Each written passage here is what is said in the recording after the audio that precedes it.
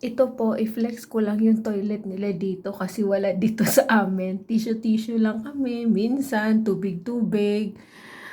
Manual-manual ba? Pero dito sa kanila, ayan guys, oh.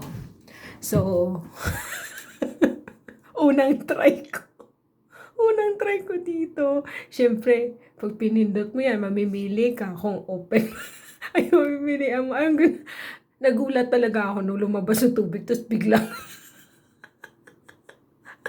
hugasan yung pet mo. Nauhihila naman ako, pero syempre, itry natin. Kailangan natin itry ang lahat kasi minsan lang yan, hindi na maulit. So, ito yung toilet nila. Ayan, habang nakaupo ka dito, ayan, habang nakaupo ka dyan, so meron na naghuhugas na dyan. Tapos, ayan, yung mga tissue nila. Dalawa, kung hindi ka sanay gamitin yung ganito, o hindi mag-tissue ka. As in, napakalinis mo. Napaka-inosente. Pasensya na po ha. Napaka-inosente at manul. Wala sa amin dito. Sa amin, dahon-dahon lang. Okay na. O siya, sige na nga. Explore na natin. Ayan, share para hindi na rin kayo inosente sa mga bagay na mga ganito. Pasensya na kasi wala sa amin ng ganito.